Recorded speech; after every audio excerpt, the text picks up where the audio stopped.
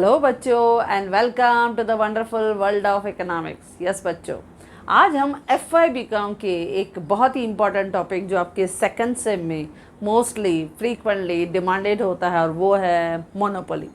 आज हम monopoly chapter को एंटायर डिस्कस करेंगे बच्चों। अब मोनोपोली चैप्टर में जनरली हम देखते हैं 4 ऐसे क्वेश्चंस हैं जो पूछे जाते हैं, जिसमें हम देखते हैं पहला क्वेश्चन होता है what is monopoly, what are the features of monopoly. अब बच्चों मोनोपोली जो है वो आपने 12th में फॉर्म्स ऑफ मार्केट में पढ़ा है बच्चों।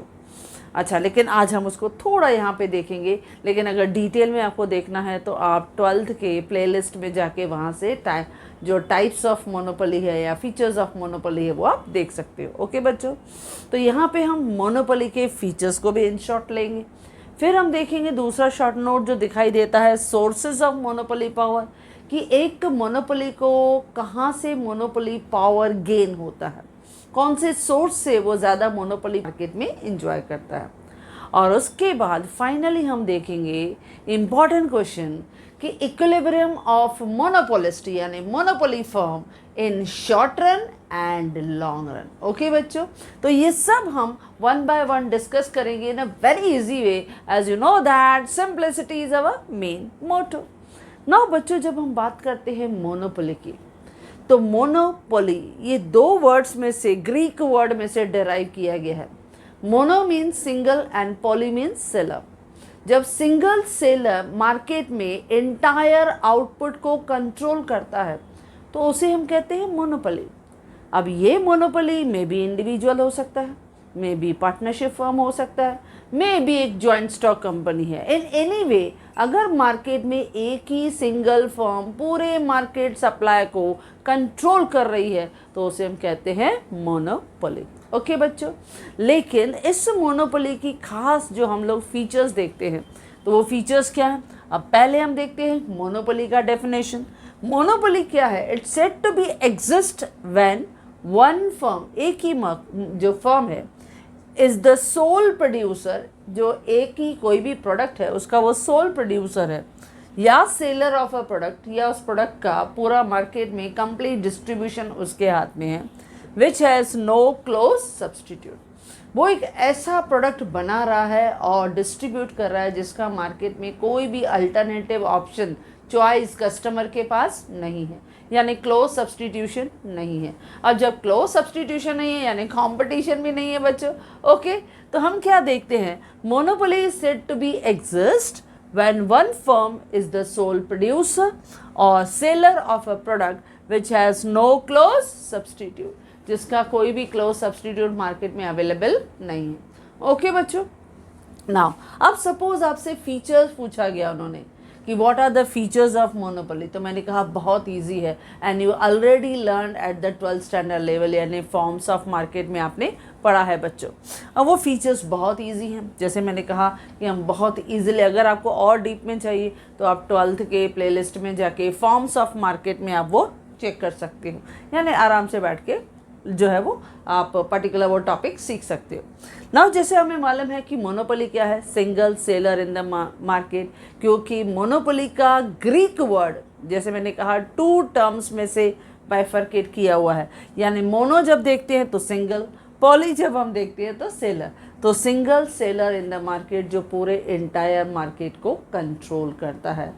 ओके, सेकंड है नो क्लोज सब्सटीट्यूट, क्योंकि सिंगल सेलर है तो बट नेचुरल कस्टमर के पास कोई अल्टरनेटिव ऑप्शन ही नहीं है, anyhow they have to buy their goods and services from that particular seller, तो उसी फॉर्म से उन्हें गुड्स जो है वो परचेज करने हैं, तो कोई क्लोज सब्सटीट्यूट मार्केट में अवेलेबल नहीं है।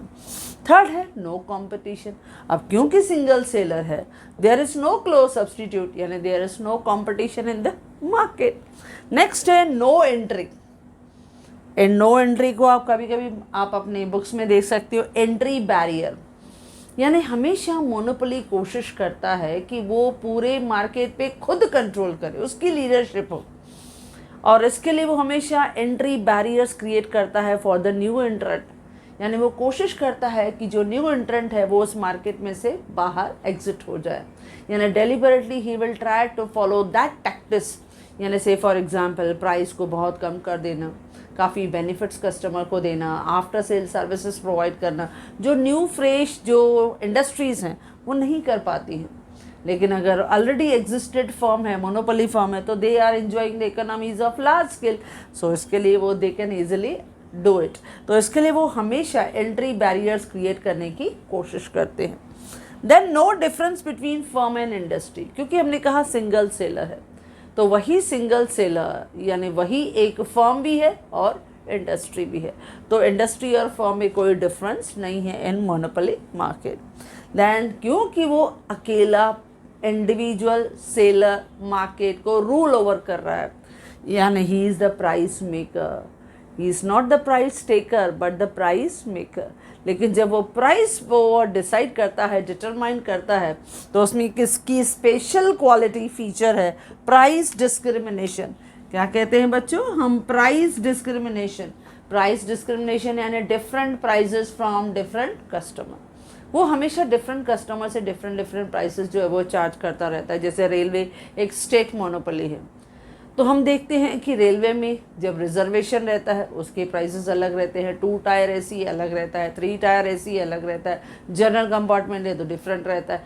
इस तरह से यह डॉक्टर है, डॉक्टर के पास अगर पेशेंट आते हैं तो as per their paying capacity he will charge their fees. तो इसके लिए क्या होता है, हमेशा एक मोनोपोली प्राइस डिस्क्रिमिनेशन को इजीली फॉलो कर सकता है, यानी different prices from different customer. Then maximum profit.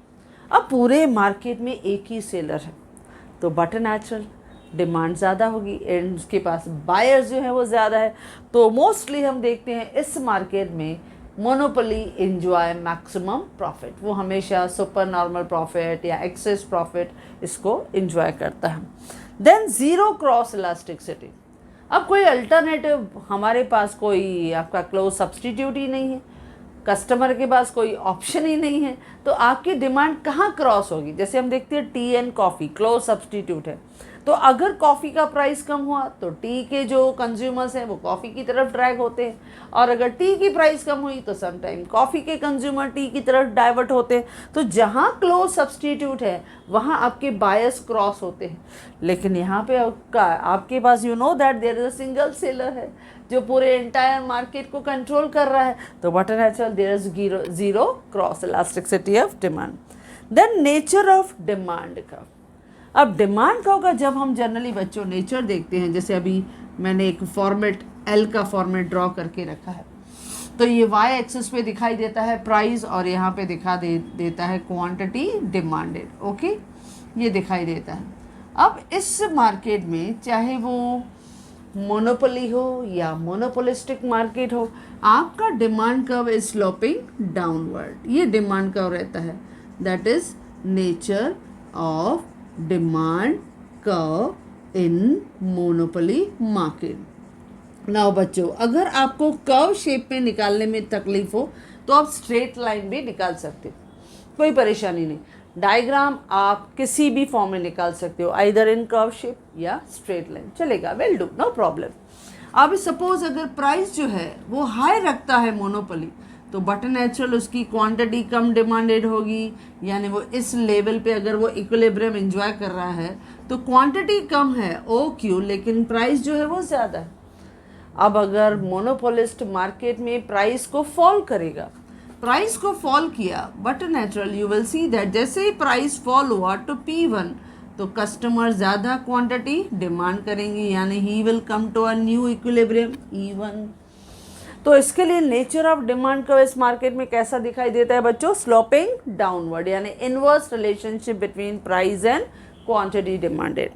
अब इसका वेरी इंपॉर्टेंट जो हम लोग फीचर करने वाले हैं कि मोनोपोलिस्ट फिक्स आइदर प्राइस या आउटपुट, क्योंकि मोनोपोलिस्ट या तो वो प्राइस डिसाइड कर सकता है या आउटपुट डिसाइड कर सकता है।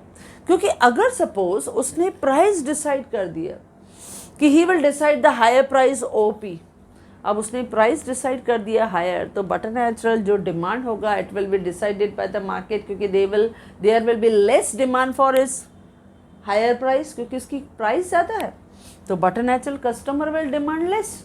लेकिन अगर उसने प्राइस कम डिसाइड कर दिया तो उसे मालूम है कि उसकी प्रोडक्शन कैपेसिटी उसको बढ़ानी है, क्योंकि at low price there will be more demand for that goods.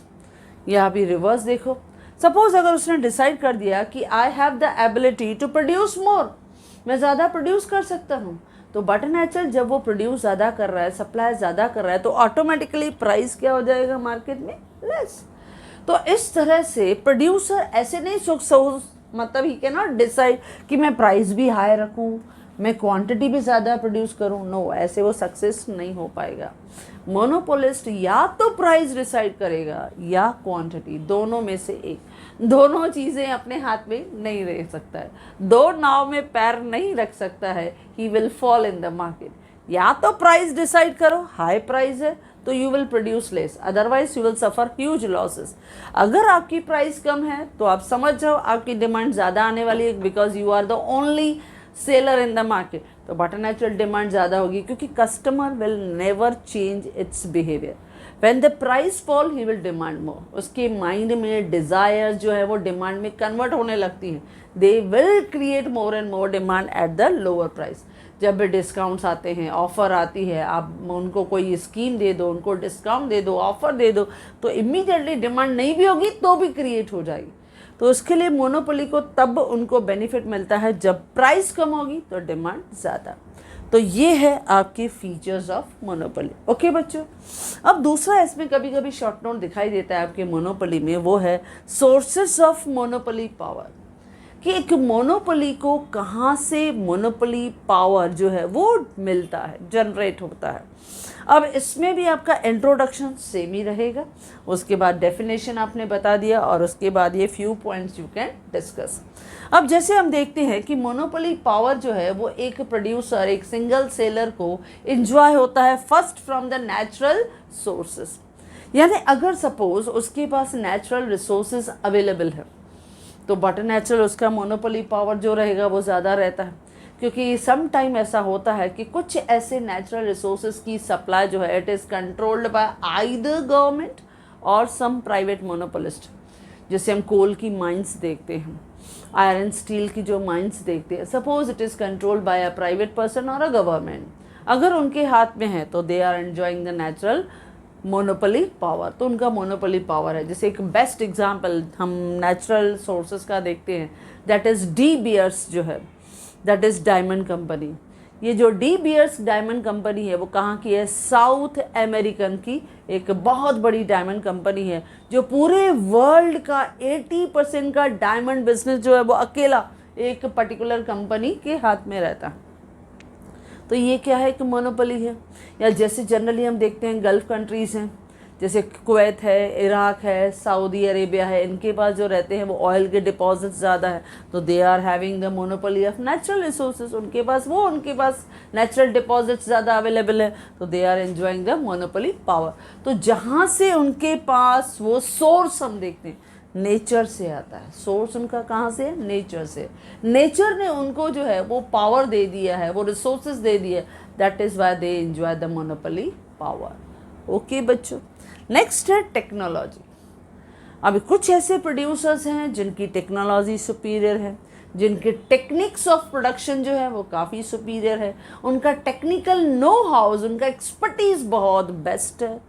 तो बट नेचुरल आप देखो माइक्रोसॉफ्ट, आप देखो विंडोज़, माइक्रोसॉफ्ट एंड विंडोज़ देखो, गूगल्स का आप देखो, आईफोन का देखो, they are having the good technology.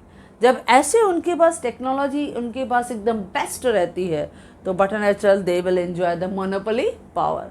तो मोनोपोली पावर के पीछे नेक्स्ट जो रहता है that is technical know how. Know how यानी नॉलेज।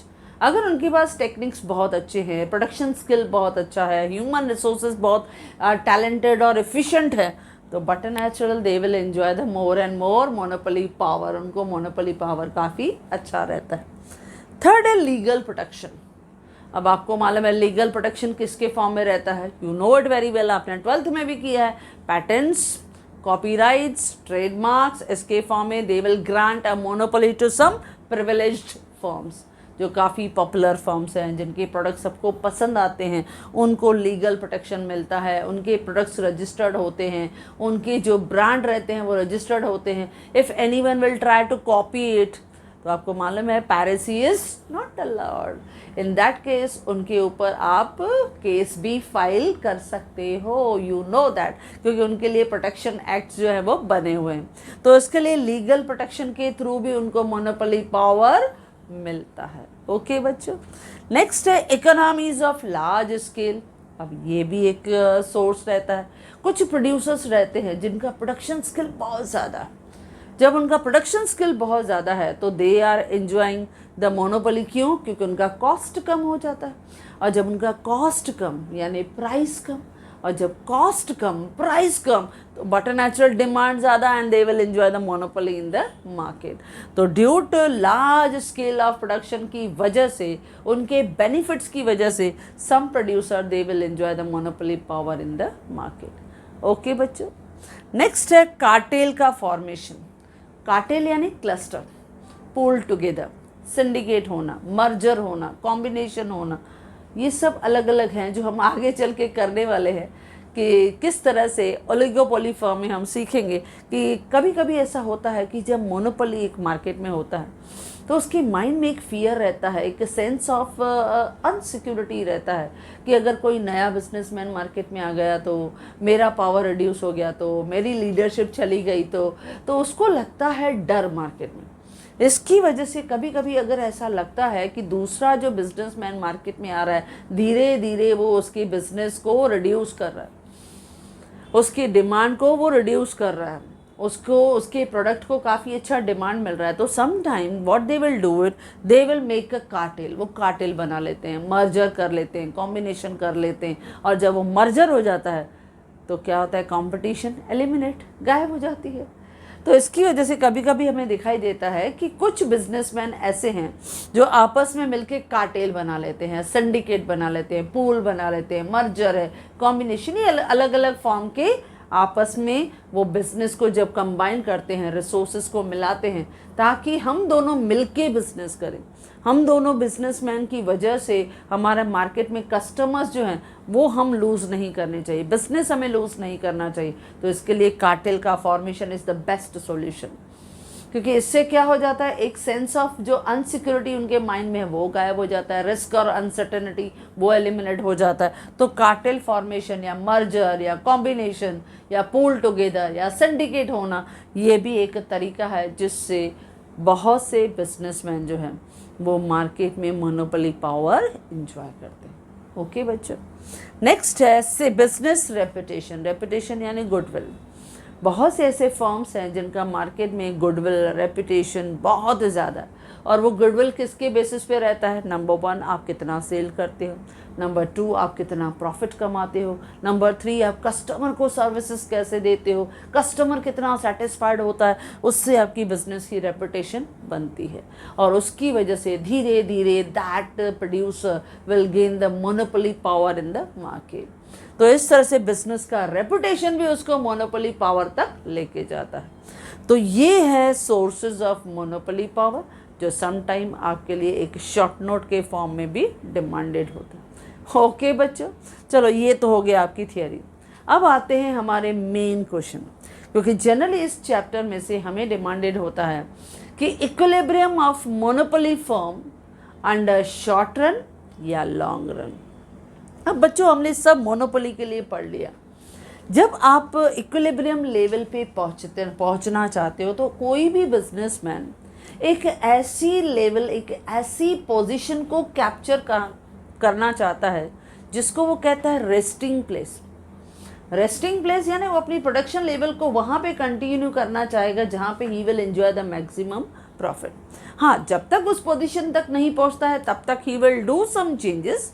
वो अपने रिसोर्सेज को चेंज करता रहता है, अपने रिसोर्सेज को तब तक बदलता रहेगा, फ्लक्चुएट, वेरिएट करता रहेगा जब तक उसको अपनी एक्सपेक्टेशन जितना प्रॉफिट अचीव नहीं होता है। नाउ जब हम लोग इस तरह से मोनोपोली लेवल में इक्विलिब्रियम लेवल देखते हैं तो दिस मोनोपोली लेवल में इक्विलिब्रियम जो है it is based on some assumption, कुछ अजम्पशन पे बेस्ड है।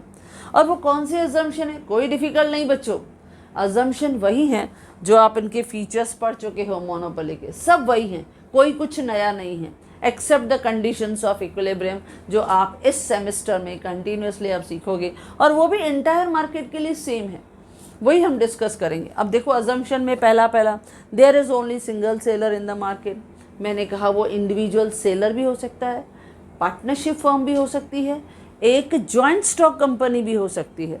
तो there is must be a single firm, single seller in the market, no close substitute in the market. अब सिंगल सेलर है तो यानी कोई क्लोज सब्सटीट्यूट, कोई ऑप्शन जो है मार्केट में अवेलेबल नहीं है, यानी there is no free entry. आपके यहाँ मार्केट में ईजिली जो राइवल्स हैं वो मार्केट में एंट्री नहीं कर सकते हैं। एंटायर मार्केट का supply is controlled by a firm, ये भी हमने पढ़ा बच्चों। देयर आर एंट्री के सम बैरियर्स, यानी एंट्री बैरियर्स यानी वो आसानी से सामने वाले बिजनेसमैन को मार्केट में एंट्री करने नहीं देता है। क्यों? क्योंकि उसका मार्केट बढ़ जाएगा ना, उसके कस्टमर्स बढ़ जाएंगे, उसको लगेगा कि मैं बॉस हूँ पूरे मार्केट का, मैं लीडर हूँ पूरे मार्केट का। अब दूसरा आ गया तो भाई मेरी लीडरशिप तो टूट जाएगी। इसके लिए there are some entry barriers. Then the demand curve is sloping downward, वो डाउनवर्ड जा रहा है, यानी प्राइस और क्वांटिटी डिमांडेड के बीच में इनवर्स रिलेशनशिप है। प्राइस कम तो कस्टमर विल डिमांड ज़्यादा, प्राइस ज़्यादा तो will customer will demand less. Then 6 the firms will attempt to earn the maximum profit. हर मोनोपोली चाहता है, हर बिजनेसमैन चाहता है बच्चों to earn the maximum profit. ये कंडीशन जो रहती है प्रॉफिट अर्न करने की, हर बिजनेसमैन की कॉमन कंडीशन अजम्पशन रहता है to enjoy the equilibrium power, क्योंकि हर बिजनेसमैन चाहता है कि I will enjoy the maximum profit by selling more and more units, मैं ज़्यादा यूनिट्स बेचूं। ओके, अच्छा, उसके बाद आता है कंडीशंस फॉर इक्विलिब्रियम। अब जब हम कंडीशंस फॉर इक्विलिब्रियम देखते हैं और हम दो टाइम पीरियड में जब देखते हैं, एक है शॉर्ट पीरियड, दूसरा है लॉन्ग पीरियड। जब हम शॉर्ट पीरियड में देखते हैं तो शॉर्ट पीरियड में आपकी कॉस्ट दो कॉस्ट में दिखाई देती है, एक वेरिएबल कॉस्ट और एक फिक्स्ड कॉस्ट, बराबर।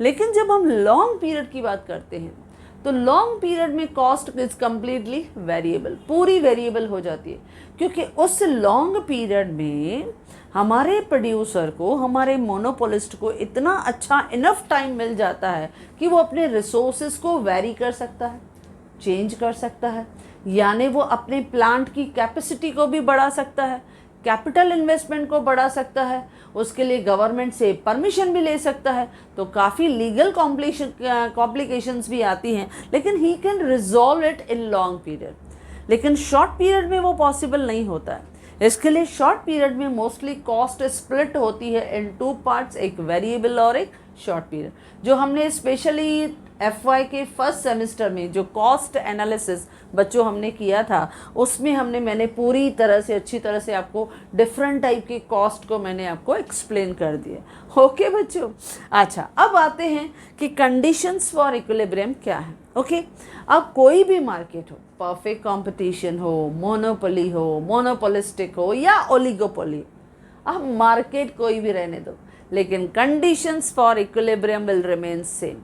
और वो कंडीशंस क्या है बच्चों? पहला जो मार्जिनल रेवेन्यू है, it must be equal to marginal cost, क्योंकि इस टेक्निक से एक प्रोड्यूसर अपने मैक्सिमम प्रॉफिट को एंजॉय करना चाहता है। यानी पहला condition, MR must be equal to MC, marginal revenue must be equal to marginal cost, या marginal cost equal to marginal revenue, कैसे भी लिखो। सेकंड, जो मार्जिनल कॉस्ट कर्व है ये कट करना चाहिए, इंटरसेक्ट करना चाहिए मार्जिनल रेवेन्यू कर्व को फ्रॉम बिलो, नीचे से, क्योंकि अगर marginal cost curve marginal revenue को नीचे से कट करेगा यानी प्रॉफिट लेवल ज़्यादा होगा, जो हमारा कंडीशन है। क्योंकि अगर वो ऊपर से कट करेगा तो आपका जो प्रोडक्शन लेवल है वो कम होगा और प्रॉफिट भी कम होगा। तो ये जो है वो एक इम्पॉर्टेंट कंडीशन है कि MC कर्व जो है, मार्जिनल कॉस्ट कर्व, इंटरसेक्ट या cut MR curve from below, उसे नीचे से कट करना चाहिए।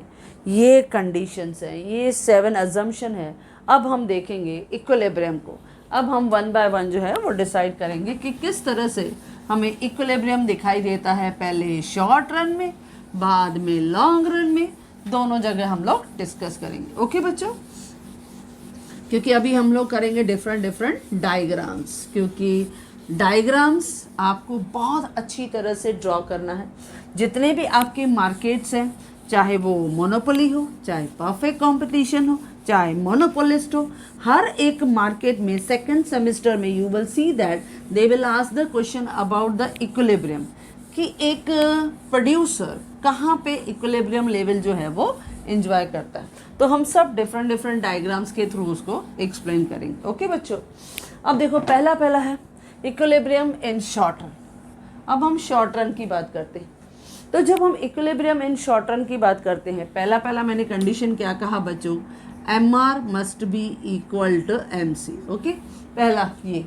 और दूसरा जो कंडीशन है, जो MC कर्व है वो इंटरसेक्ट करना चाहिए MR कर्व को फ्रॉम बिलो। ये दो मेन कंडीशन आपको ध्यान में रखना है, बस उसके बाद आपका डायग्राम में कोई प्रॉब्लम नहीं होगा बच्चों। अब देखो हम 1 बाय 1 कर रहे हैं।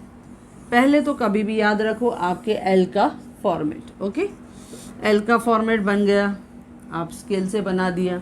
Y पे क्या आता है बच्चों, प्राइस। यहाँ पे क्या आता है, क्वांटिटी डिमांडेड। या आप लिख सकते हो आउटपुट, ये भी लिखा। Then to same thing, quantity demanded या आउटपुट आपने लिखा। अब हमें दिखाना है एवरेज रेवेन्यू कर्व, जिसको हम कहते हैं that is demand curve. Average revenue curve पहले वो दिखाना है, और मार्जिनल रेवेन्यू कर्व जो मोनोपोली में हमें दिखाना है। अब जब हम एवरेज रेवेन्यू कर्व दिखाते हैं, ये एवरेज रेवेन्यू कर्व है जो हमने स्लोपिंग डाउनवर्ड दिखाया। ओके, अब इस एवरेज रेवेन्यू कर्व के आगे मैंने क्या लिखा बच्चों, S, क्योंकि ये शॉर्ट रन में है। अगर मैं शॉर्ट रन में दिखा रही हूँ तो मैंने लिखा SAR, एवरेज रेवेन्यू। इसको हम क्या कहते हैं बच्चों, ये डिमांड कर्व है जो स्लोपिंग डाउनवर्ड है। दोनों दिखा दिया। इसको प्राइस कर्व भी बोलते हैं, क्योंकि इसी की वजह से हमें प्राइस डिसाइड होगी। लेकिन उसके साथ साथ हमें मार्जिनल रेवेन्यू भी करना है, क्योंकि यहाँ पे इक्विलिब्रियम के लिए हम कौन सा टेक्निक जो है अप्रोच यूज़ कर रहे हैं, MR MC वाला अप्रोच, यानी मार्जिनल रेवेन्यू जहाँ मार्जिनल कॉस्ट के इक्वल रहता है। अब जो मार्जिनल कॉस्ट रहता है बच्चों, वो हमेशा एवरेज रेवेन्यू से कम रहता है, दैट इज़ मार्जिनल रेवेन्यू। लेकिन वो भी क्योंकि शॉर्ट रन में है तो मैंने क्या लिखा, SMR। ओके, यानी शॉर्ट रन में मार्जिनल रेवेन्यू। अब जनरली हम देखते हैं एवरेज रेवेन्यू मार्जिनल रेवेन्यू से ग्रेटर देन रहती है। Average on an average marginal revenue से ज़्यादा होता है, क्योंकि मार्जिनल में रेवेन्यू जो है वो फॉल जो रहता है वो काफ़ी फास्ट और रैपिड रहता है।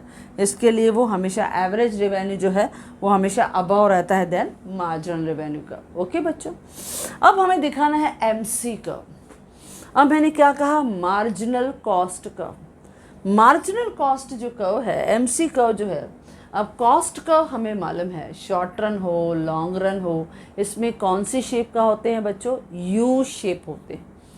U शेप क्यों होते हैं बच्चों, क्योंकि प्रोडक्शन फंक्शन जो है it is mostly related with the पहले डिक्रीजिंग कॉस्ट, यानी फॉल होगा, फिर कांस्टेंट कॉस्ट, फिर इंक्रीजिंग कॉस्ट। इसके लिए कॉस्ट कर्व जो है वो मोस्टली प्रोडक्शन फंक्शन से रिलेटेड होते हैं। इसकी वजह से जितने भी कॉस्ट कर्व्स हैं, चाहे वो एवरेज कॉस्ट का हो, मार्जिनल कॉस्ट का हो, वो हमें U शेप मिलते हैं। लेकिन मार्जिनल कॉस्ट में हम क्या देखते हैं, उसका जो कॉस्ट है वो जितना धीरे वह पहले कम होता है, फिर कांस्टेंट होता है, लेकिन जैसे ही आउटपुट बढ़ने लगा, रैपिड फास्ट जो है वो इंक्रीज होने लगता है। तो मार्जिनल कॉस्ट जो है, से फॉर एग्जांपल मैं आपको डॉटेड में दिखा रही हूँ, ये मार्जिनल कॉस्ट कर्व है, दैट इज MC कर्व। लेकिन क्योंकि शॉर्ट पीरियड में है तो मैंने S लिखा उसको। Okay, marginal cost curve. अब इस मार्जिनल कॉस्ट कर्व ने उस MR कर्व को इधर कट किया बच्चों, तो ये क्या मिला, इक्विलिब्रियम। जहाँ MR is equal to MC, जहाँ इक्वल है वहाँ मुझे क्या मिला बच्चों, दैट इज इक्विलिब्रियम। अब इस इक्विलिब्रियम से मैं ड्रॉ करूँगी एक स्ट्रेट लाइन, यानी परपेंडिकुलर लाइन, तो मुझे क्या मिला, क्वांटिटी।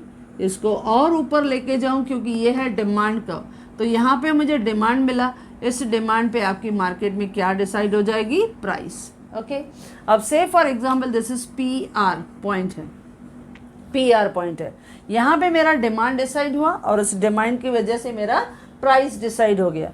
यानी एक प्रोड्यूसर इस इक्विलिब्रियम लेवल पे OQ quantity at OP price पे सेल कर रहा है, बराबर। एक प्रोड्यूसर, एक मोनोपोलिस्ट OQ क्वांटिटी को सेल कर सकता है एट OP प्राइस, जहाँ पे marginal revenue is equal to marginal cost. Okay, अच्छा, अब खाली मार्जिनल कॉस्ट तो नहीं रहती है, अब आपके एवरेज कॉस्ट भी रहता है। हमें एवरेज कॉस्ट कब है वो भी दिखाना है। अब एवरेज कॉस्ट का के हम पोजीशन जब हम दिखाएंगे, अब जब हम शॉर्ट रन में हमारे इक्विलिब्रियम लेवल को दिखा रहे हैं, तो पहला कंडीशन, मैं फर्स्ट कंडीशन ले रही हूँ, दैट इज एक्सेस प्रॉफिट। पहला जो हम दिखा रहे हैं वो है एक्सेस प्रॉफिट, या इसका दूसरा नाम है super normal profit. Super normal profit यानी हद से ज़्यादा प्रॉफिट्स एक मोनोपोली को एंजॉय करने को मिला, क्योंकि अकेला सेलर है पूरे मार्केट में, तो एक एक्सेस प्रॉफिट लेवल को एंजॉय कर रहा है। जब ऐसा सिचुएशन होता है तो वी विल सी दैट कि जो एवरेज कॉस्ट कर्व है, एवरेज कॉस्ट कर्व वो इस तरह से आपके इस लेवल के बीच में दिखाई, यानी इस लेवल से ऊपर, यानी हम देखते हैं इस लेवल पे, जैसे ये मैंने निकाल दिया एवरेज कॉस्ट। अब एवरेज कॉस्ट है लेकिन किस में है, शॉर्ट रन में है, तो मैंने लिखा SAC कर्व, SAC। ओके बच्चों, अब यहाँ पे कॉस्ट हुआ जो इस परपेंडिकुलर को यहाँ टच किया, बराबर, नॉर्मली। अब कहीं में आपको बुक में दिखाई देगा, इन दोनों के बीच में गैप में निकालना है, टेंशन नहीं लो बच्चों, आप जनरली आराम से निकालो। अब इस तरह से मैंने U शेप कर्व दिखा दिया, SAC कर्व। अच्छा, अब इसने इस परपेंडिकुलर को यहाँ टच किया, तो ये आपका यहाँ पे मैंने एक हॉरिजॉन्टल लाइन जो है वो मैंने ड्रॉ कर दिया, और इसको मैंने क्या लिख दिया, दूसरा नाम दे दिया, दैट इज सपोज S, और ये है T। अच्छा, अब देखो बच्चों, मैंने क्या दिखाया आपको, फर्स्ट हम क्या देख रहे हैं, first that is total revenue. Total revenue देखते हैं बच्चों। टोटल रेवेन्यू कैसे मिलता है, जब हम प्राइस और क्वांटिटी को मल्टीप्लाई करते हैं। हमारा प्राइस कितना था बच्चों, OP, बराबर, OP प्राइस था, और क्वांटिटी कितना था, OQ, बराबर। यानी आपका टोटल रेवेन्यू कितना मिला, हमेशा प्राइस को पकड़ो, रेवेन्यू कैसे मिलेगा, POQR। ये आपका पूरा रेक्टेंगल जो है दिस इज रेवेन्यू, क्योंकि आपने OQ क्वांटिटी को OP प्राइस पे सेल किया, बराबर, यानी ये पूरा आपका रेवेन्यू है, यानी POQR। तो हमारा TR है POQR। चलो, ये टोटल रेवेन्यू मिल गए। अब हमारा मेन क्या है, टोटल कॉस्ट, हमने खर्चा कितना किया। जब हम टोटल कॉस्ट की बात करते हैं तो उसमें हमारा क्या है, कॉस्ट, हमारा कॉस्ट कितना लगा इनटू क्वांटिटी। अब देखो कॉस्ट आपकी कितनी लगी है, कॉस्ट जो है वो आप देख रहे हो, दैट इज TQ, ये है कॉस्ट का, SAC का, तो आप SO भी बोल सकते हो या TQ भी बोल सकते हो, कुछ भी बोला, यू आर राइट। क्वांटिटी है OQ सेम, लेकिन कॉस्ट कितना आया है, OS या SO, तो सपोज हम लोग लिखते हैं OS इंटू OQ। तो लेट्स सी आपका कितना क्वाड्रिलेटरल मिला, ये पूरा कॉस्ट है बच्चों। तो कॉस्ट, मैंने इस कॉस्ट वाली लाइन को जो है वो टच किया, SOQT, तो ये है क्वाड्रिलेटरल SOQT, ये मिला आपका टोटल कॉस्ट। ओके बच्चों, अब अगर हम टोटल रेवेन्यू में से टोटल कॉस्ट, टोटल रेवेन्यू में से टोटल कॉस्ट माइनस करते हैं तो क्या मिलता है बच्चों, प्रॉफिट। तो ये जो हिस्सा आप देख रहे हो, ये हिस्सा जो मैं शेडेड आपको करके दिखा रही, ये हिस्सा जो है वो है आइदर सुपर नॉर्मल प्रॉफिट, जो हम लिखते हैं शेडेड करके, सुपर नॉर्मल प्रॉफिट कहो, या बच्चों इसको कहो एक्सेस प्रॉफिट। ये एक्सेस प्रॉफिट है, ये एक्सेस प्रॉफिट है। इस एक्सेस प्रॉफिट को हमने क्यों एंजॉय किया, क्योंकि हमारा जो कॉस्ट था वो कम था लेकिन रेवेन्यू ज़्यादा था। आप देख रहे हो एवरेज कॉस्ट जो है वो कम है लेकिन एवरेज रेवेन्यू ज़्यादा है। रेवेन्यू देखो ज़्यादा है लेकिन कॉस्ट कम है, तो इसके लिए जब average revenue is greater than average cost plus marginal revenue is greater than marginal cost, तो एक प्रोड्यूसर तो प्रॉफिट कमाएगा ही कमाएगा। इसके लिए ये प्रॉफिट एंजॉय कर रहा है। ओके लेकिन आपको इतना डिटेल लिखने की ज़रूरत नहीं है। मेन हम लोग क्या लिखते हैं, एक्सेस प्रॉफिट। एक बिजनेसमैन तभी प्रेफर्ड एक्सेस प्रॉफिट को एंजॉय करता है जब marginal revenue is greater than excess than marginal cost, जब उससे ज़्यादा रहती है। यहाँ पे हमने क्या दिखा दिया, ओ क्यू क्वांटिटी है लेकिन प्राइस कितनी है, ओ पी, तो आपका रेवेन्यू क्या हो गया, पी ओ क्यू आर, लेकिन कॉस्ट कितना खर्चा किया, एस ओ क्यू टी। तो इस बड़े रेक्टेंगल में से कॉस्ट का रेक्टेंगल माइनस कर दिया, तो जो ये शेडेड वाला बचा, this is called super normal profit, यानी एक्सेस प्रॉफिट जो हमने दिखा दिया। तो ऐसे करके फिर प्रॉफिट इज इक्वल टू जो आपका टोटल रेवेन्यू था, P O Q R minus S O Q T, यानी आपका प्रॉफिट जो है, प्रॉफिट भी कौन सा, एक्सेस प्रॉफिट। वो एक्सेस प्रॉफिट कितना था, P S T R, P S T R, ये हमने बता दिया। ये पहला सिचुएशन, यानी आपके थियोरी का लोड कम, मेन डायग्राम क्लियर होना चाहिए और उसकी कैलकुलेशन आप करके दिखाओ, आपका मेन काम हो गया। ओके बच्चों, तो ये पहला कंडीशन था, वो कौन सा था, एक्सेस प्रॉफिट या सुपर नॉर्मल प्रॉफिट। ओके बच्चों, अब आते हैं second condition, that is called normal profit. कभी कभी हमारे जो बिजनेसमैन हैं उनको सुपर नॉर्मल प्रॉफिट नहीं मिलता है, मोनोपोली है पूरे मार्केट में, लेकिन अभी नया नया है, बिजनेस स्टार्ट किया है, तो हो सकता है उसे कम प्रॉफिट मिले, या ऐसा भी है उसका बिजनेस कंटिन्यूसली वो एंजॉय कर रहा है, और जब लॉन्ग रन में आते हैं तो लॉन्ग रन में जनरली हम देखते हैं कि उनके प्रॉफिट्स को देख के बहुत सारे बिजनेसमैन जो है वो मार्केट में एंट्री कराते हैं, और उन राइवल्स के सामने फिर उस मोनोपोलिस्ट को क्या करना पड़ता है, अपनी प्राइस कम, अपनी प्राइस कम तो उसके बेनिफिट्स कम, तो he will enjoy the monopoly power लेकिन विथ नॉर्मल प्रॉफिट्स। तो ऐसा भी दिखाई देता है सिचुएशन। तो सेकंड सिचुएशन है नॉर्मल प्रॉफिट। अब नॉर्मल प्रॉफिट में बच्चों कैसे दिखाई देता है, लेट्स सी।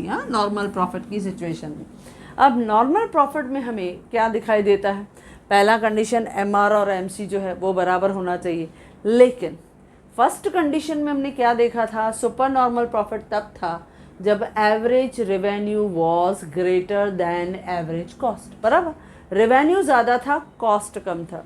लेकिन ये एक ऐसी सिचुएशन है नॉर्मल प्रॉफिट की सिचुएशन जहाँ पे average revenue is equal to average cost, average revenue is equal to average cost. चलो कैसे बच्चों, चलो करते हैं इस तरह से। वापस एक एल का फॉर्मेट मैंने ड्रॉ कर दिया, एक्स एक्सिस पे क्या दिखाया, आउटपुट, वाई एक्सिस पे क्या दिखा दिया, प्राइस, करेक्ट। अब हम लोग निकाल रहे हैं that is short run average revenue या डिमांड का, ओके, और उसके बाद short run marginal revenue, okay, वो दिखा दिया। अच्छा, अब हम दिखाते हैं पहले मार्जिनल कॉस्ट का। ये जो मार्जिनल कॉस्ट कर्व है, जैसे मैंने आपको कहा कि मैं हमेशा डॉटेड ही दिखाती हूँ, एक अलग से उसकी दिखाई देना चाहिए, मार्जिनल कॉस्ट कर्व है। इस मार्जिनल कॉस्ट ने उसको यहाँ कट किया, क्या मिला बच्चों, इक्विलिब्रियम, क्योंकि ये पहली कंडीशन है, marginal revenue must be equal to marginal cost. अब यहाँ से आपका परपेंडिकुलर एक स्ट्रेट लाइन मैंने ड्रॉ कर दिया, लेकिन ये टच करेगा किसको, एवरेज रेवेन्यू को। भाई रेवेन्यू कितना लेके आ रहा है, अब उस रेवेन्यू यानी डिमांड कितना है मार्केट में, अब उस डिमांड की वजह से डिसाइड हो गई मार्केट में प्राइस, ओके। तो ये प्राइस क्या हो गई आपके, डिसाइड हो गए पी आर प्राइस हो गए। अब ये था एवरेज रेवेन्यू, एवरेज रेवेन्यू की वजह से ये प्राइस आ गया। लेकिन जो नॉर्मल प्रॉफिट है उसमें एवरेज रेवेन्यू और दूसरा जो कॉस्ट कर्व है that is average cost curve, ये दोनों सेम होते हैं, दोनों सेम होते हैं, यानी यहाँ पे यू विल सी दैट आपका जो एवरेज कॉस्ट कर्व है, लेकिन शॉर्ट रन में एवरेज कॉस्ट कर्व सेक कर्व, ये उसको टेंजेंट की पोजीशन में रहेगा, टेंजेंट की पोजीशन में रहेगा जो आर पॉइंट पर टच करेगा। अब इस कंडीशन पे आप देखो बच्चों, आपका पहला टोटल रेवेन्यू, अब बार बार फार्मूला लिखने की ज़रूरत नहीं है, price into quantity, no, directly revenue किससे मिलता है, विथ प्राइस के साथ। आप प्राइस को कैच करो, जब हम रेवेन्यू की बात करते हैं बच्चों, तो आप प्राइस देखो किस तरह से मिल रहा है, ये प्राइस है P O Q R, that is P O Q R. अच्छा, टोटल कॉस्ट वो कितना मिलता है? टोटल कॉस्ट, कॉस्ट भी देखो उधर ही आ रहा है, आपका कॉस्ट भी सेम है। आपका कॉस्ट, एवरेज कॉस्ट जो है वो एवरेज रेवेन्यू को टेंजेंट की फॉर्म में टच कर रहा है, इसके लिए कॉस्ट भी वही है। तो कॉस्ट भी है आपका पी ओ क्यू आर, तो टोटल कॉस्ट भी पी ओ क्यू आर। तो हम लिखते हैं as total revenue is equal to total cost, therefore producer या मोनोपोलिस्ट जो है, कुछ भी लिख सकते हो, या प्रोड्यूसर या मोनोपोलिस्ट विल एंजॉय कौन सा प्रॉफिट बच्चों? Normal profit. ये नॉर्मल प्रॉफिट एंजॉय करता है। इस लेवल पे आपका क्या हो गया? टोटल रेवेन्यू टोटल कॉस्ट के इक्वल हो गया, मार्जिनल रेवेन्यू मार्जिनल कॉस्ट के इक्वल हो गया। यहाँ पे हमें एक प्रोड्यूसर को क्या एंजॉय करने को मिलता है? Normal profit. नॉर्मल प्रॉफिट वो एंजॉय करता है, यानी एक्सेस तो नहीं मिला, लेकिन रेगुलर नॉर्मल जो रीजनेबल प्रॉफिट है ही विल एंजॉय। तो ये सेकंड सिचुएशन होती है शॉर्ट टर्म में। अब थर्ड सिचुएशन जो है, थर्ड सिचुएशन बच्चों हमें क्या दिखाई देती है? वो दिखाई देता है विथ लॉस। लेकिन लॉस कौन सा होता है बच्चों? मिनिमम। क्योंकि जनरली हम देखते हैं एक मोनोपोलिस्ट जो सिंगल सेलर है इन द मार्केट, जो पूरे मार्केट को सप्लाई कर रहा है गुड्स, तो जनरली ये सिचुएशन हमें दिखाई नहीं देती है। लेकिन फिर भी सम टाइम ऐसी सिचुएशंस आ जाती हैं, जैसे आपने पेंडेमिक में देखा, लॉकडाउन हो गया तो बड़े बड़े बिजनेसमैन जो हैं उनकी भी लॉसेस जैसे कंडीशंस क्रिएट हो गए। तो कभी कभी ऐसा होता है, थर्ड सिचुएशन जो है वो मिनिमम लॉस। अब मिनिमम लॉस जो रहता है उसमें क्या हो जाता है? उनका थोड़ा एवरेज कॉस्ट जो है वो थोड़ा जंप शूट अप हो जाता है। अब जैसे पहला आपका एल का फॉर्मेट बच्चों मैंने सेम ले लिया, ओके, ये सेम ले लिया। एक्स एक्सिस पे क्या दिखा दिया? Output, okay. वाई एक्सिस पे क्या दिखा दिया? प्राइस।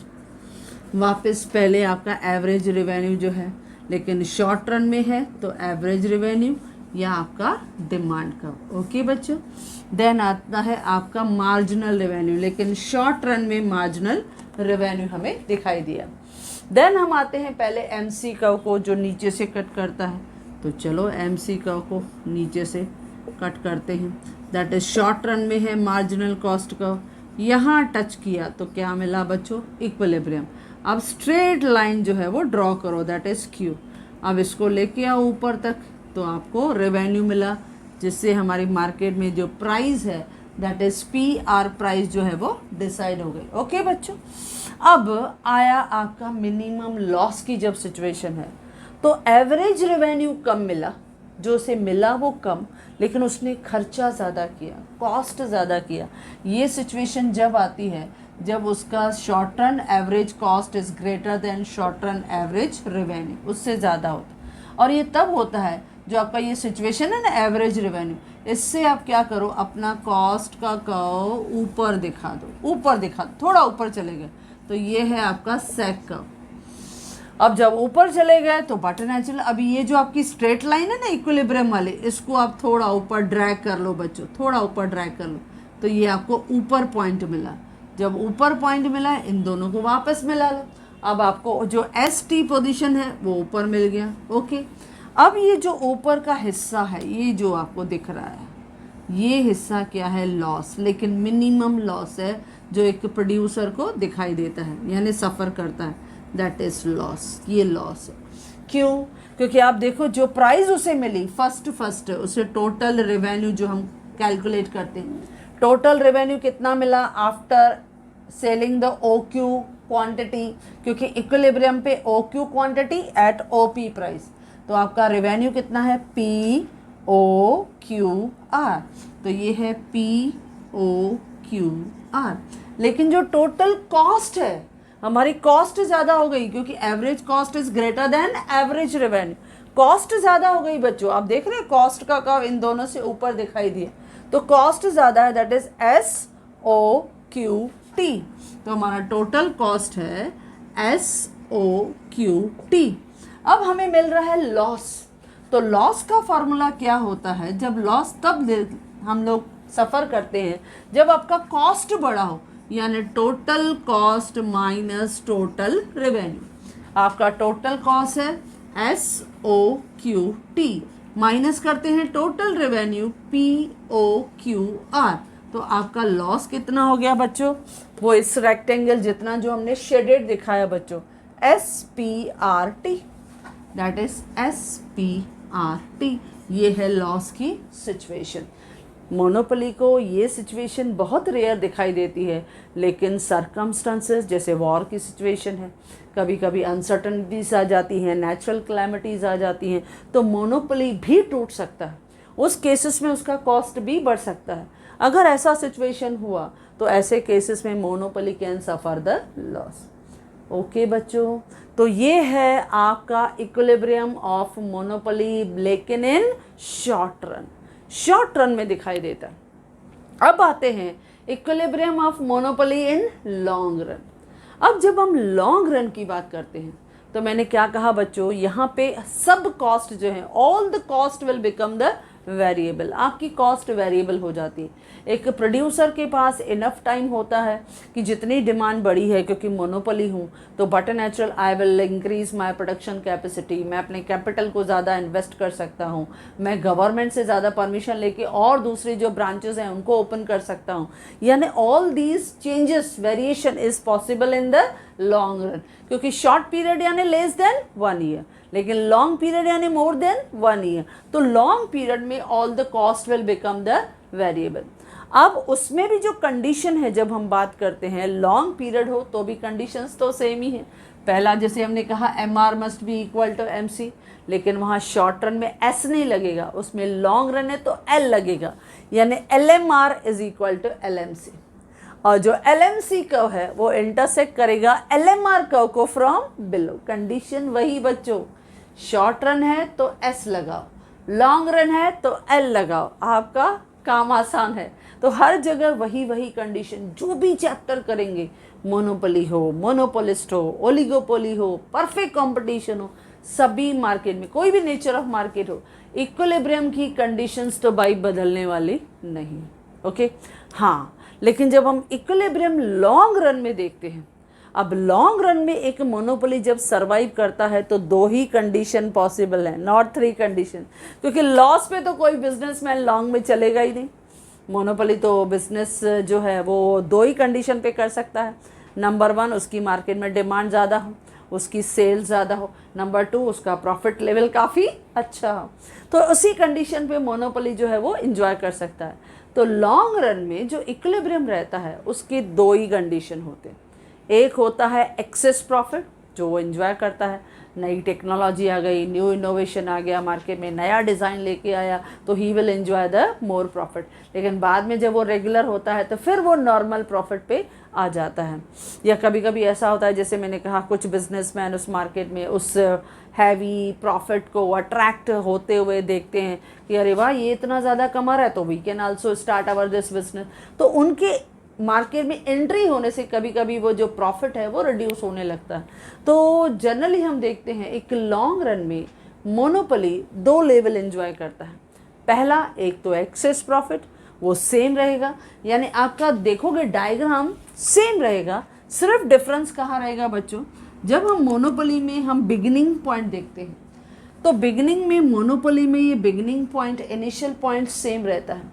लेकिन लॉन्ग रन में जो आप दोनों सिचुएशन देखोगे उनमें इन रेवेन्यू कर्व्स के बीच में थोड़ा गैप रहेगा। अब देखो, करके देख लेते हैं हम लोग, ये भी आसान है। अब देखो फर्स्ट पॉइंट, फर्स्ट हम देखते हैं, that is with access profit. हम अभी एक्सेस प्रॉफिट के साथ देखते हैं पहला सिचुएशन। अब जब एक्सेस प्रॉफिट के साथ देखते हैं बच्चों, पहले तो हमेशा L का फॉर्मेट, ओके बच्चों, YOX। हाँ, ये बहुत ध्यान रखो बच्चों, आपको भी प्रैक्टिस करनी है, ये डायग्राम्स आपको भी ड्रॉ करके देखना है। भले वीडियो पॉज करके डायग्राम ड्रॉ करो ताकि आपका कॉन्फिडेंस लेवल बढ़े। ओके, क्योंकि डायग्राम जो रहते हैं वो इकोनॉमिक्स का मेन सेंटर पॉइंट रहता है अट्रैक्शन का। डायग्राम राइट तो hardly we will focus on the explanation, क्योंकि हमें मालूम है डायग्राम सही है, लेबलिंग सही है, मतलब बच्चे को पूरा नॉलेज क्लियर है? ओके अच्छा, अब वाई एक्सिस पे हम देखते हैं प्राइस, एक्स एक्सिस पे हम देखते हैं आउटपुट। ओके बच्चों, लेकिन जो मैंने कहा एवरेज रेवेन्यू कर्व है, वो जैसे अभी long run average revenue curve आपने देखा, मैंने वाई एक्सिस को टच नहीं किया। Then long run marginal revenue curve, ये भी जो है वो इन दोनों के बीच जो है वो साथ में नहीं रहते, क्योंकि काफ़ी वेरिएशन आ जाते हैं, चेंजेस आ जाते हैं, तो वो सब डिफरेंट हमें दिखाई देते हैं। तो लॉन्ग रन में आपको कनेक्टिविटी नहीं मिलती है, ये दिखाई देता है गैप है, यानी इट्स अ लॉन्ग रन का प्रेडिक्शन हम करते हैं। अच्छा, लेकिन जो आपका मार्जिनल कॉस्ट कर्व है वो तो सेम ही रहेगा, वो हमेशा यू शेप कॉस्ट कर्व, मतलब लॉन्ग रन हो शॉर्ट रन हो, ये है LMC कर्व जो इसको यू शेप में उसको कट कर रहा है। अब यहाँ पे मिला इक्विलिब्रियम, यहाँ से इक्विलिब्रियम से आप ड्रॉ करो परपेंडिकुलर लाइन, एक स्ट्रेट लाइन जो यहाँ पे इस एवरेज रेवेन्यू कर्व, जिसको हम क्या कहते हैं बच्चों, डिमांड कर्व, इसको टच करेगी। जहाँ टच किया वहाँ से स्ट्रेट लाइन, ये क्या मिला, प्राइस P और ये मिला R। ओके बच्चों, अब ये हमें यहाँ पे दिखाई दिया, करेक्ट। अच्छा, अब आपको मालूम है ये लॉन्ग रन एवरेज रेवेन्यू, ये लॉन्ग रन मार्जिनल रेवेन्यू, इस तरह से हमें दिखाई दिया। मार्जिनल कॉस्ट का जो है वो हमेशा जो रहता है वो इस तरह से फास्ट जो है वो रैपिड फास्ट इंक्रीज रहता है इन कॉस्ट में लॉन्ग रन में। लेकिन जो एवरेज जो कॉस्ट कर्व रहता है, that is lag curve, long run average cost curve, ये आपको मालूम है इट इज इनवलप, वो इन्वलप रहता है वेरियस सेक कर्व का, यानी बहुत से short run average cost curve का मर्जर रहता है, क्योंकि वो काफ़ी फ्लैटर रहता है, वो काफ़ी यू शेप में रहता है। तो इस यू शेप में जब हम इस कॉस्ट कर्व को ऑब्जर्व करते हैं, लेट्स सी बच्चों, जैसे हमने यहाँ पर डिसाइड किया ये है लैग कर्व। ओके, देखो फ्लैटर हुआ, ये लैग कर्व है। जब इस लेवल पे हमें दिखाई देता है तो उसने इसको इक्विलिब्रियम वाली पॉइंट को यहाँ टच किया। अब जहाँ टच किया मैंने यहाँ एक हॉरिजॉन्टल लाइन जो है वो ड्रॉ कर दी, लिख दिया वापस ST, same point I am using it. तो ये जो आपका गैप हुआ, अगेन देखो लॉन्ग रन में एक प्रोड्यूसर, एक मोनोपोली जो है वो काफ़ी अच्छा प्रॉफिट लेवल को एंजॉय करता है। ओके बच्चों, तो ये क्या है आपका एक्सेस प्रॉफिट, ये एक्सेस प्रॉफिट है जो हमें यहाँ पे दिखाई देता है, एक्सेस प्रॉफिट या सुपर नॉर्मल प्रॉफिट। तो इस लेवल पे लॉन्ग रन में बिजनेसमैन अच्छा प्रॉफिट एंजॉय करता है। अब देखो फिर से हम कैलकुलेट कर रहे हैं, फिर से आप कैलकुलेट करके देखो। First one that is total revenue. Total revenue में आप किसको पकड़ोगे, प्राइस को, प्राइस पे फिंगर रखो, प्राइस है POQR, क्योंकि OQ क्वांटिटी लेकिन प्राइस है OP, तो ये पूरा बड़ा रेक्टेंगल इज द रेवेन्यू, यानी POQR। तो ये टोटल रेवेन्यू है POQR। लेकिन टोटल कॉस्ट जो है वो कितना मिलता है, कॉस्ट हमने ये जो लैग का आपको मिला, रूल वही, हमने कॉस्ट का केस, यहाँ से हमने कॉस्ट को जो खर्चा किया है वो कैलकुलेट कर रहे हैं। तो OQ क्वांटिटी, लेकिन आपका कॉस्ट है OS, तो आपका ये रेक्टेंगल SOQT, तो SOQT ये हमने खर्चा किया। ओके बच्चों, अब हमारा मिला बहुत बड़ा प्रॉफिट, लेकिन कौन सा प्रॉफिट है ये बच्चों, एक्सेस प्रॉफिट है। तो एक्सेस प्रॉफिट कब मिलता है, जब total revenue is greater then total cost. Minus करके देखते हैं, POQR में से माइनस करते हैं SOQT, कितना मिला, ये पूरा शेडेड एरिया PSTR, तो PSTR ये रहा आपका प्रॉफिट। तो यहाँ पे आपका लॉन्ग रन एवरेज रेवेन्यू आपके लैग कर्व से ज़्यादा है, then long run marginal revenue आपके मार्जिनल कॉस्ट से ज़्यादा। कंडीशन वही, अगर एवरेज रेवेन्यू एवरेज कॉस्ट से ज़्यादा तो producer will enjoy the profit. Okay, अब ये था पहला कंडीशन विथ एक्सेस प्रॉफिट। अब आते हैं विथ नॉर्मल प्रॉफिट, जो लॉन्ग रन का दूसरा सिचुएशन रहता है। अब जब हम लॉन्ग रन में देखते हैं नॉर्मल प्रॉफिट, तो देखो बच्चों किस तरह से दिखाई देता है, ये आखिरी डायग्राम लॉन्ग रन का। पहले फिर से मैंने L का फॉर्मेट ले लिया। ओके बच्चों, YOX यहाँ पे आउटपुट दिखा दिया, यहाँ पे प्राइस। ओके, अब क्योंकि ये लॉन्ग रन है तो आपका जो एवरेज रेवेन्यू कर्व है लॉन्ग रन का, ये मैंने इस तरह से लॉन्ग रन एवरेज रेवेन्यू, फिर लॉन्ग रन मार्जिनल रेवेन्यू, ये यहाँ पे दिखा दिया। ओके बच्चों, अब हम चलते हैं मार्जिनल कॉस्ट। अब marginal cost dotted long run marginal cost, cut किया इक्विलिब्रियम, क्वांटिटी मिली Q, डायरेक्टली ड्रैग करो यहाँ तक, फिर हमें यहाँ पे मिलेगा प्राइस और यहाँ रेवेन्यू है तो PR रेवेन्यू मिला। अच्छा, अब लॉन्ग रन में कभी कभी एवरेज कॉस्ट और एवरेज रेवेन्यू दोनों सेम हो जाते हैं, तो फिर से टेंजेंट का पोजीशन, लेकिन काफ़ी फ्लैटर पोजीशन जो है वो लैग कर्व का हमें दिखाई देता है इस पोजीशन में। जब ऐसा होता है यानी नॉर्मल प्रॉफिट प्रोड्यूसर एंजॉय करता है, क्योंकि लैग कर्व जो है वो काफ़ी यू शेप फ्लैटर है, लेकिन it is the tangent form on the long run average revenue. जब ऐसा है बच्चों तो इस केसेस में हम क्या देखते हैं, टोटल रेवेन्यू वो POQR, टोटल कॉस्ट वो भी same, that is POQR, cost भी सेम है, इधर ही कॉस्ट का है तो वो POQR, दोनों सेम, तो लिखते हैं as total revenue is equal to total cost, therefore monopolist will enjoy normal profit. तो मोनोपोलिस्ट जो है वो एंजॉय करेगा नॉर्मल प्रॉफिट्स को। ओके बच्चों, अच्छा इस लेवल पे एक और चीज़ भी है जो हमने शॉर्ट रन में भी ऑब्जर्व किया था, क्योंकि लॉन्ग रन में जनरली हम क्या देखते हैं बच्चों, यहाँ पे हमें दिखाई देता है लॉन्ग रन पे इस पॉइंट पे देखो, लैक जो है यानी long run average cost is equal to long run average revenue is equal to long run marginal cost is equal to long run marginal revenue, चारों इक्वल रहते हैं लॉन्ग रन में। तो ये नॉर्मली हमें सिचुएशन दिखाई देती है लॉन्ग रन में। लॉन्ग रन में सब same, average revenue average cost, marginal revenue marginal cost, सब आपके इक्वल रहते हैं। तो लॉन्ग पीरियड में एक प्रोड्यूसर का एक प्रोडक्शन कैपेसिटी फिक्स हो जाता है जहाँ पे he will enjoy the normal profit. Okay बच्चों, तो ये है इक्विलिब्रियम का सिचुएशन इन लॉन्ग रन। जब हम शॉर्ट रन में हैं तो थ्री सिचुएशन है। थ्री सिचुएशन कौन सा, यानी हम एक्सेस प्रॉफिट भी अर्न कर रहे हैं, लेकिन यहाँ पे एवरेज रेवेन्यू एवरेज कॉस्ट से एक्सेस है। दूसरा नॉर्मल सिचुएशन है, एवरेज रेवेन्यू एवरेज कॉस्ट के इक्वल है। थर्ड जो है वो थोड़ा मिनिमम लॉस, कभी कभी ऐसे हालात सिचुएशन सर्कमस्टेंसेस हो जाते हैं कि average cost is excess than average revenue, तो लॉस दिखाई देता है। लेकिन लॉन्ग रन में जहाँ पे आपकी कॉस्ट कंप्लीट वेरिएबल हो जाती है, तो यहाँ पे दो ही सिचुएशन है, एक है आपका एक्सेस प्रॉफिट और दूसरा आपका रहता है यहाँ पे नॉर्मल प्रॉफिट। तो ये दोनों सिचुएशन जो है वो लॉन्ग रन में दिखाई देता है।